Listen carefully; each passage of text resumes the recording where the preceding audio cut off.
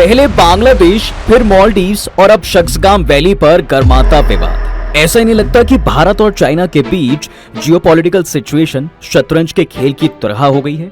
इसमें कभी भारत चाइना को चेकमेट कर देता है तो कभी चाइना भारत को घेर लेता है। अभी फिलीपींस के साथ दोस्ती से भारत के हाथ चाइना की दुखती रग हाथ आई ही थी कि पूरा गेम पलटने के लिए चाइना ने शक्सगाम वैली पर भारत को घेर लिया साहब, और एक बार फिर जियोपॉलिटिकल पावर को अपने हाथ में ले लिया। और इस बार उसका हथियार बना है शक्सगाम वैली। इसके जरिए न केवल चाइना बल्कि पाकिस्तान भी भारत को आंख दिखाने के लिए तैयार है। लेकिन ऐसा हो क्यों रहा है और शक्सगाम वैली का सारा किस्सा क्या है, चलिए आज की वीडियो में आपको ये बता देते हैं।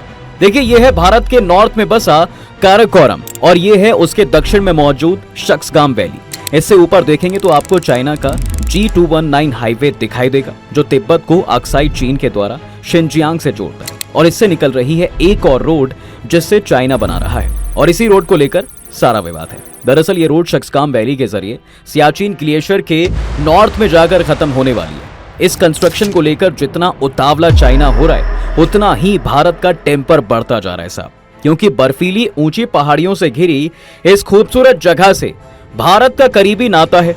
ये हमेशा से भारत का हिस्सा रहा, लेकिन इस जगह की बदनसीबी ये रही कि हमारे होते हुए भी इस पर अधिकार चाइना जताता रहा। दरअसल माजरा ये है कि शक्सगाम वैली हमेशा से भारत का हिस्सा थी। यहाँ लद्दाखी और बाल्टिस्तानी भाषा बोलने वाले लोगों का बसाव देखने को मिलता था। यहाँ तो कि यहाँ के गांव और शहरों का नाम भी बाल्टिया लद्दाखी भाषा में देखने को मिलता है। फिर 1947 में जब भारत आजाद हुआ तो ये हिस्सा जम्मू कश्मीर के एरिया में आ गया। लेकिन असल प्रॉब्लम तब हुई जब कश्मीर को लेकर पाकिस्तान और भारत सामने आ गए। इस खींचातानी में पीओके को पाकिस्तान ने ऑक्यूपाइड कर लिया और शक्सगाम वैली को चाइना को गिफ्ट कर दिया। ये सारा उलटफेर 1963 में हुआ जब पाकिस्तान और चाइना ने आपस में इस हिस्से का समझौता कर लिया। हालांकि ये बात जब भारत के कानों तक आई तो उन्होंने इस समझौते को हर सिरे से नकार दिया, लेकिन इसके बावजूद दोनों देशों पर कोई फर्क नहीं पड़ा और चाइना इस पर अपना कब्जा करके बैठ जाता है। और तब से लेकर अब तक ये हिस्सा चाइना के पास ही है। अब आप सोच रहे होंगे कि भाई आखिर पाकिस्तान ने क्यों अपना हिस्सा चाइना को गिफ्ट किया, और जिस कश्मीर के लिए इतने वक्त से पाकिस्तान लड़ रहा था उसका ये हिस्सा चाइना को देने का क्या मतलब था। पूरा किस्सा ये था कि ये हिस्सा स्ट्रैटेजिकली तीनों ही देशों के लिए काफी इंपॉर्टेंट था। ये बात 1926 से पहले कोई नहीं जानता था, लेकिन 1926 में हुआ ये कि एक अंग्रेज कैनेथ मैसन ने अपनी किताब exploration of the Shaksgam valley and आर्गिल रेंजेस में ये कहा कि ये इलाका स्ट्रैटेजिकली काफी इंपॉर्टेंट है। और ये केवल अकेले नहीं थे, बल्कि बाद के भी कई ट्रैवलर्स ने इस जगह के बारे में बात की, जिससे ये पता चल पाया कि इस वैली से इंडिया, चाइना, पाकिस्तान के ट्राई पॉइंट पर नजर रखी जा सकती है। और यहाँ से सियाचिन ग्लेशियर भी केवल 50 किलोमीटर की दूरी पर है। हालांकि इस इलाके पर इससे पहले चाइना का कोई कंट्रोल नहीं था, लेकिन इस वैली की खासियत को समझकर उसने भी पाकिस्तान पर दबाव डाला कि ये हिस्सा उसे दे दिया जाए। इसके लिए उसने कई चालें भी चली, जिसके तहत उसने पाकिस्तान के कई हिस्सों को अपने नक्शे में दिखाया। और ऐसा देखकर 1959 में पाकिस्तान काफी टेंस्ड हो गया। ले देकर 1961 में अयूब खान ने इससे रिलेटेड चीन को एक ऑफिशियल नोट भी भेजा, लेकिन कोई जवाब नहीं आया। इसी दौरान पाकिस्तान ने चीन को यूनाइटेड नेशंस में सीट देने के लिए वोट किया, जिससे दोनों देशों के बीच रिश्ते अच्छे होते चले गए। लेकिन इसकी दोस्ती को एक नई उड़ान तब मिली जब चाइना ने जनवरी 1962 में वो विवादित मैप वापस ले लिया और मार्च में बॉर्डर टॉक्स में शामिल होने पर सहमति भी जता दी। फिर 1962 में दोनों के बीच मैप की बाउंड्रीज को लेकर बातें हुई। इसमें चाइना ने शक्सगाम वैली को लेने की इच्छा जाहिर की और कमाल दसाब की चाइना की इस इच्छा को पाकिस्तान ने मान भी लिया। 2 मार्च 1963 को पाकिस्तान चाइना की बातचीत का ये रिजल्ट निकलता है कि शक्सगाम वैली चाइना को मिल गई, और इस पर ऑफिशियली साइन विदेश मंत्री चेन यी और पाकिस्तान की ओर से जुल्फिकार अली भुट्टो ने किए। इसी के साथ लगभग 5000 वर्ग किलोमीटर में फैली ये शक्सगाम घाटी भारत के हाथ से निकल गई। हालांकि भारत ने चाइना के कंट्रोल को कभी एक्सेप्ट नहीं किया, लेकिन उन्हें इससे कोई फर्क नहीं पड़ता। आज आलम यह है कि शक्सगाम के जरिए चाइना भारत को घेर रहा है। वो मानता है कि 1750 के दशक से ही यहाँ पर उसका इन्फ्लुएंस था। उस समय चीन में क्विंग साम्राज्य के चौथे राजा कियान लोंग थे और उन्होंने पामीर के पठार से सटे कुनलुन रेंज से गुजरने वाले काराकोरम दर्रे के पूर्वी हिस्से को अपने साम्राज्य में शामिल कर लिया था। और इसी की तर्ज पर अब वो इस इलाके में हाईवे बना रहा है। इससे इकोनॉमिकली चाहे जो भी फायदा हो, लेकिन भारत की नेशनल सिक्योरिटी के लिए ये एक थ्रेट जरूर बन सकता है। अब आप सोच रहे हैं कि वो कैसे, तो बता दें कि ये वैली चाइना के लिए स्ट्रैटेजिक एसेट है। यहाँ से क्योंकि अब सियाचिन ग्लेशियर काफी करीब है, इसलिए वॉर या डिस्प्यूट की कंडीशन होने पर इस रोड की प्रॉक्सिमिटी चाइना को अपर हैंड देती है और यहाँ से सियाचिन ग्लेशियर पर इंडियन मिलिट्री की एक्टिविटीज को मॉनिटर कर पाना भी आसान हो जाता है। ऐसे में चाहे तो चाइना अपनी आर्मी को भी इस एरिया में डिप्लॉय कर सकता है और अगर ऐसा हुआ तो ये इंडिया के लिए एक बड़ा सरदर्द जरूर बनेगा।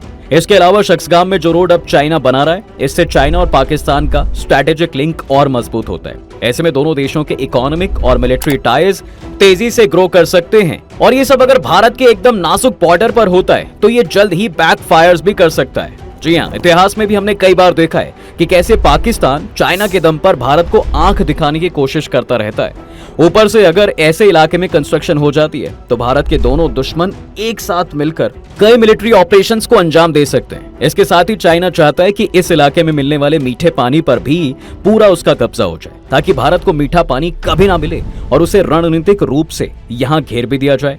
अब आप सोच रहे होंगे कि जब इतनी सिचुएशन खराब है साहब, तो भारत क्या कर रहा है, इस पर उसका क्या स्टैंड है और आखिर हम कैसे चाइना को रोक सकते हैं। वेल, भारत तब भी शक्सगाम वैली पर चाइना के कंट्रोल को मानने से इनकार करता था और आज भी इसे लेकर उसकी यही स्टैंड है। हमारे देश ने इस डिस्प्यूटेड लैंड पर चाइना के कंस्ट्रक्शन को इलीगल बताया है और यह भी कहा है कि चाइना भले ही इस तरह से शक्सगाम वैली को अपना बनाने का सपना देख रहा है, लेकिन ऐसा हो नहीं सकता क्योंकि भारत ने अभी तक 1963 के चीन पाकिस्तान सीमा समझौते को एक्सेप्ट नहीं किया है। खुद भारतीय विदेश मंत्रालय के प्रवक्ता रणधीर जायसवाल का कहना है कि भाई चीन जमीन पर स्थिति बदलने की कोशिश कर रहा है, उसी के तहत वो शक्सगाम घाटी में अवैध निर्माण करवा रहा है। चीन की ये हरकत अनएक्सेप्टेबल है। हमारे पास अपनी रक्षा के अधिकार सुरक्षित हैं, यानी कि भारत किसी भी हाल में ये बात नहीं मान सकता कि शक्सगाम वैली चाइना का ही है। मगर यहाँ पर सवाल ये आता है कि भारत फिर कैसे चाइना को रोक सकता है। वेल, कुछ एक्सपर्ट्स तो कहते हैं कि इसका सॉल्यूशन इंटरनेशनल लेवल पर निकाला जा सकता है। इसके लिए चाइना पर जियोपॉलिटिकल प्रेशर बनाया जा सकता है और उन्हें भारत के इस हिस्से से पीछे हटने को मजबूर भी किया जा सकता है। लेकिन ये भी हम जानते हैं कि इंटरनेशनल लेवल पर हम कितना भी प्रोटेस्ट कर लें, लेकिन चाइना एशिया पर अपने डोमिनेंस के सपने को नहीं छोड़ सकता। फिर चाहे हम इंटरनेशनल कोर्ट का दरवाजा खटखटाएं या फिर वेस्टर्न नेशंस का सपोर्ट लेकर चाइना को बायकॉट ही क्यों ना करें। ये पहले भी देखा जा चुका है कि कैसे इंटरनेशनल ट्रिब्यूनल ने साउथ चाइना सी में चाइना के एक्शंस को क्रिटिसाइज किया था और उसे पीछे हटने के लिए वर्डिक्ट सुनाई थी, लेकिन इतने सब होने के बाद भी चाइना पर इसका कोई असर नहीं पड़ा साहब। वो तो उल्टा अग्रेसिवली अपनी पॉलिसीज को इम्प्लीमेंट करता रहा और फिलीपींस को आज भी साउथ चाइना सी में बुली करता है। ऐसे में एक्सपर्ट्स शक्सगाम वैली के इशू को सुलझाने के लिए एक और रास्ता बताते हैं और वो है पाकिस्तान चाइना से पीसफुल टॉक। दरअसल एक्सपर्ट्स यहाँ मानते हैं कि डिप्लोमेटिक टॉक करके इंडिया को चाइना से बात करनी चाहिए, पर इसका नतीजा भी हम पहले देख चुके हैं। आपको याद होगा कि जब भी इंडिया ने पीसफुली पाकिस्तान से एंगेज किया है तो हमें कारगिल वॉर, उरी अटैक जैसे बड़े धोखे देखने को मिले हैं। वहीं चाइना के साथ 1962 में वॉर भी एक बड़ा सबूत है कि ये देश कैसे अपने पड़ोसी देशों पर छुरा घोंपता है। तब नेहरू ने भी डिप्लोमेटिक टॉक से सॉल्यूशन निकालने की कोशिश की थी, लेकिन इसका फायदा क्या हुआ? यही कि हमें अक्साई चीन को खोना पड़ा। ऐसे में देखकर एक्सपर्ट्स के ये सारे तरीके खोखले हो जाते हैं और भारत के सामने एकमात्र तरीका ये नजर आता है कि वो अपनी मिलिट्री स्ट्रेंथ को बढ़ाने के लिए काम करे। आखिर में हमारे देश की सेना ही है जो हमारे डिफेंस और नेशनल सिक्योरिटी को मजबूत कर सकती है। हम ये कर सकते हैं कि एलएसी के पैरेलली इंफ्रास्ट्रक्चर को बिल्ड करें। जिस तरह चाइना ने अपने बॉर्डर्स पर डेवलपमेंट को बढ़ावा दिया है, भारत को भी इसी तरह अपने एरिया में विकास को बढ़ावा देना चाहिए। अभी तक हम इस हिस्से में लैग करते आए हैं, पर अब नहीं। एक बार हमारा देश इस पॉलिसी पर काम करना शुरू कर दे, उसके बाद हमारी नीड है कि आर्म्ड फोर्सेस को बेटर इक्विप करें, न केवल अच्छे वेपन्स बल्कि आर्म्स, एम्यूनिशन और एडवांस्ड व्हीकल उन्हें मुहैया कराएं ताकि मिलिट्री और डिफेंस लेवल पर भारत को कॉम्प्रोमाइज ना करना पड़े। हम 1962 के युद्ध में भी देख चुके हैं साहब कि कैसे भारत की सेना सिर्फ इसलिए पीछे रह गई थी क्योंकि हमारे पास ना तो प्रॉपर आर्म्स एंड एम्यूनिशन थी और ना ही हमारी मिलिट्री लड़ाई के लिए तैयार थी।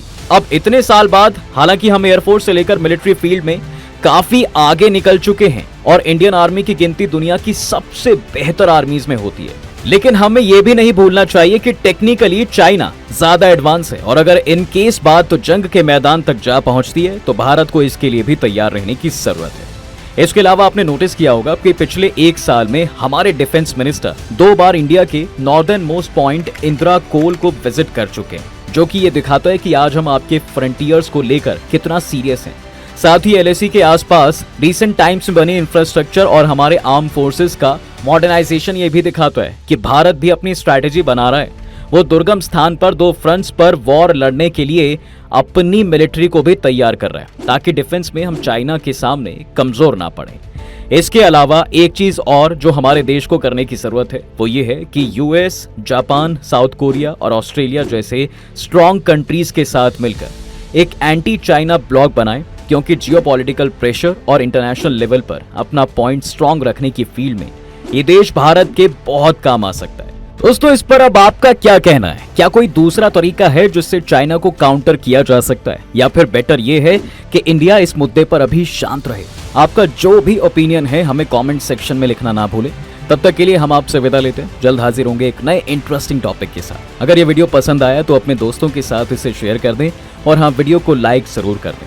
और अगर आपने हमारे चैनल को अभी तक सब्सक्राइब नहीं किया है तो वो भी कर दें। साथ ही बेल आइकॉन प्रेस करना बिल्कुल ना भूलें, ताकि हमारी वीडियो आप तक जल्द से जल्द पहुंच सके।